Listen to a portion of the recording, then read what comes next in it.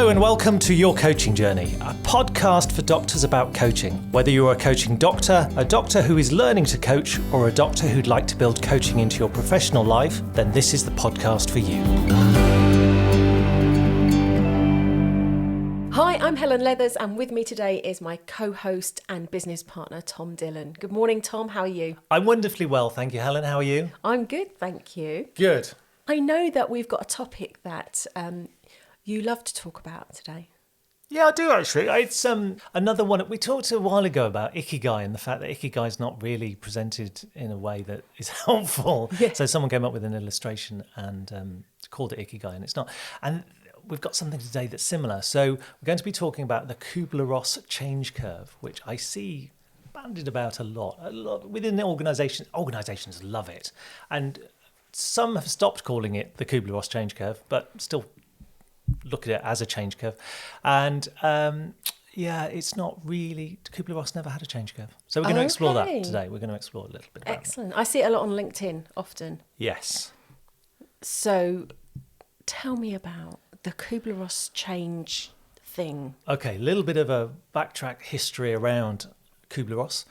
So Elizabeth Kubler-Ross was a doctor who worked with people who were dying and did lots of, wrote a book around her experience of working with people who were dying and had some observations. And she had stages of dying, which have now turned into stages of grief as well. So they've been sort of transposed onto a different scenario. But that's the origin of it, is Kubler-Ross and her work. So when you say stages of dying, this is stages of people's attitude towards approaching death. Is that right? It was really her observations of the emotions that surfaced for people when they knew that they were dying. Okay. So what she observed is that people, obviously there's some shock when people are told they're dying. There's some, and then following that, there tended to be some denial of, okay, well, I've been given this diagnosis, but I don't believe it. I think I'm fine. They've got it wrong. I need a second opinion. All of that stuff. So that's the denial stage. And then potentially they get angry. Now, I'm talking about it as though this is what happens in this sequence, but Kubler-Ross acknowledges that things didn't happen necessarily in this particular sequence. It's just things that she observed. And generally speaking, they came up in this sort of order. So people then got angry. So it was very unfair and they shouldn't be dying and why is this happening to me? So that anger came in. Then they would go to a degree of bargaining. Well, if I change the way that, if I'm a good person, maybe I can be saved. All of that sort of stuff. And maybe bargaining with God rather than anyone else, but doing a bit of bargaining. And then they would generally move on to some depression around the fact that they weren't going to be here anymore. And then they would move on to some acceptance and finally some decathexis, which is the letting go of emotions, emotional attachment to the people around them. Now within that she also had other elements. So hope was something that tended to exist almost throughout all of that experience. So other emotions get mixed in. But obviously all of that is very messy to present in a corporate environment. So when people are going through change, organisations tend to present it very differently. They don't want it, the messiness of it. And actually going back to Kubler-Ross and her work, she had in her book Death and Dying, she had a Gantt chart. That's the way the illustration looked. It looked like, okay, here's a block of anger, but then there's another bit of a block of anger later. So that might come during acceptance. There might still be some anger, and then we'll have some denial might come back again later. So it was all a lot messier. We bounce around. Yeah. And I think whilst, thankfully, I've not had that situation personally, we've all been through tricky times in our lives and can relate to those feelings of bouncing from one emotional reaction to another, moment to moment, second to second sometimes. So to think of it as a gradual curve from one to another wouldn't be right, would it? Yeah, I think there is something in the fact that over time we adapt and we get used to the circumstances we have. And if we think about COVID, I think that's a great example where initially there was lots of emotional stuff going on and then people kind of got used to it and they learned how to deal with it. And I think if think back through life, lots of circumstances like that. We just acclimatise and we get used to it, and that becomes the norm. I was at a conference once, and John McCarthy was speaking. So John McCarthy was held hostage in Beirut for 5 years. Some of the time was in isolation, but then with 2 or 3 other people. And he said, I was writing about resilience at the time, so I asked him the question, how could you possibly stay resilient in such adverse conditions, some terrible conditions? Like, it wasn't getting better day by day. It was just, that was you. That's where you were. And he said, well, there were highs and lows. And actually someone would say something that would make me laugh, and that would lift the day. So there were peaks and troughs within that. But he suggested that he just became accustomed to the way it was, and settled into that. Not to say that it wasn't a hideous experience, but he did just get used to it. So I think there is a degree to which we just do become accustomed. So if we think about that acceptance, whatever it is, whether it's dying or whether it's COVID, there is a point at which we do become accustomed to it and just, this is the new norm. Yeah. So there is that. So I talked about organisations earlier and how organisations apply this. And I think for them, to a degree, there is some sense that when change happens, people are going to object. It's going to mess with their heads a little bit, but over time they will get used to it. So that change curve, that's why they roll it out. Yeah, they like it to be a curve. So they will have an initial spike of shock that actually for some people is quite exciting. So that tends to be an uplift in people's mood a little bit. Oh, something's happening. People are being made redundant. Oh, it's exciting. And then they realise it's them, and then they go into the denial, and then they get angry about it.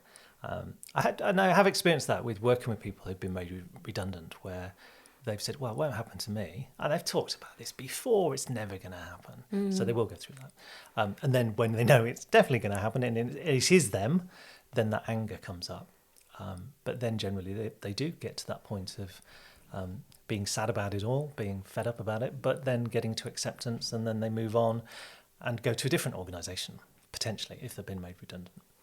So there is that sense that it could work as a change curve. But you and I both know that during COVID, during lockdown, there wasn't that gradual path. It was up and down all of the time, and lots of other emotions that came into it. Yeah, absolutely. You could feel okay one day, and then suddenly something would make you, or even nothing would make you suddenly feel a different way, and you feel challenged by the situation. So I think, the change curve exists because organisations want it to look like a smooth ride out. And obviously, if you're talking to managers who are going to have to manage change, it's a reassurance for them that, okay, they're going to get angry, they're going to get depressed, but eventually they will accept it. I don't think that's necessarily true either, that some people stay angry. Yeah. And if we ignore that, within an organisation, if people ignore that, then they could be in for a rude awakening further down the line if the change hasn't been managed successfully. So I think a lot of organisations pay lip service to change and how it's managed, and like a change curve, like a smooth exit out of it for everyone. But that's not the reality of it. What's interesting, going back to Elizabeth Kubler-Ross and her work, so she had these different stages of dying, and so they included that denial, the anger, the depression, the acceptance, the hope. Fear doesn't figure in her stages of dying at all. That's interesting, isn't it? And she has a whole chapter in her book on the fear of dying, but then sort of dismisses it as in the Western world we have this fear of dying, but we shouldn't have. It's not.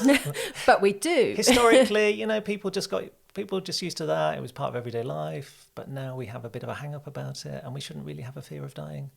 So she almost gets rid of that as an emotion that comes up for people. So when she does her stages of dying, that doesn't actually appear as one of the stages. That's really interesting, isn't it? Now, I've not been around enough people dying to know, but the people that have been close to me that have died, I know there's been some fear in that.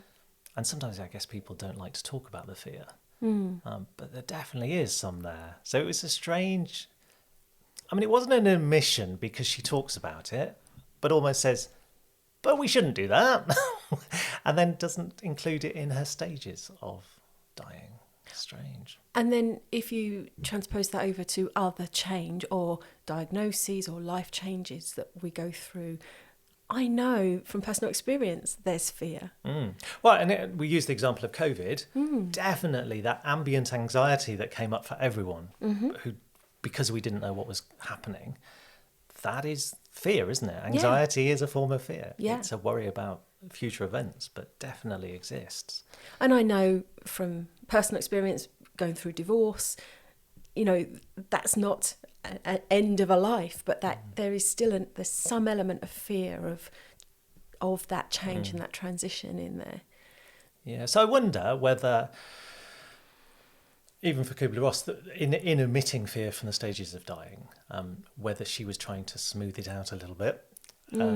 But I think the same thing is happening in people presenting the change curve as a curve that comes out nicely at the end. That it's an optimistic representation of change, isn't it? Yeah, we're going to get out of it. It'll all be fine, It's gonna be which I smooth. guess is a good message to send when you are managing big change. But we're all going to ignore the fear. We're all going to ignore and we are all going to ignore the messiness of change, and that for some people the anger doesn't stop, or for some people the sadness doesn't stop. And I think that's quite often ignored in organisations when people are forced to leave through redundancy or whatever, and the people that are left quite often have that sense of grief for the people that have gone. They're no longer around their friends. Yeah. So I think, it's an oversimplification, the change curve. I don't think it was intended by Elizabeth Kubler-Ross that it would be used in that way. So it is a myth. She never had a change curve. Okay. So stop using the change curve, people. Well, I think I think you can use the change curve, and I think if you are an organisation or a manager presenting change to people, then it might be an optimistic way to think about it and go, look, you will go through these. And I guess the going through stages, it's going through different emotions, just normalising that and saying, like, well, we know you're getting angry about it, and that's perfectly normal. But we're going to work with you. That could be a nice way to present it. So I don't think I'm saying people shouldn't use a change curve. Just recognise that the origins of it didn't exist for Elizabeth Kubler-Ross. She had a bit of a Gantt chart, and it was very messy, and there were other emotions involved as well. So, excellent. Thank you for your whistle-stop tour through you're very welcome. Kubler-Ross's work. Yeah, so when it does come up on things like LinkedIn every now and then, someone will present it and go, "Oh, here's the change curve. This is how it all works." And I always have a little bit of a reaction to it. A little growl. Yeah, because I know it's not. I think we've said this about the Ikigai model. We just have to get it right, don't we? And if you want to present a change curve, that's fine. But don't talk about it being Elizabeth Kubler-Ross's, because she didn't have one. Yeah. And when models simplify things, and life isn't simple. No. Thank you so much, Tom. You're very welcome. What are we talking about next time? Next time on the podcast, we will be talking about metaphor. Ooh, lovely. And maybe a little bit of clean language. Okay. So it's sort of a tool in coaching, but also an approach to coaching. So we're going to mix the two together next time. We're going to be mixing things up. Excellent. Yeah. Thank you so much. And I look forward to it. We'll be back next time. Bye-bye for now. Bye for now.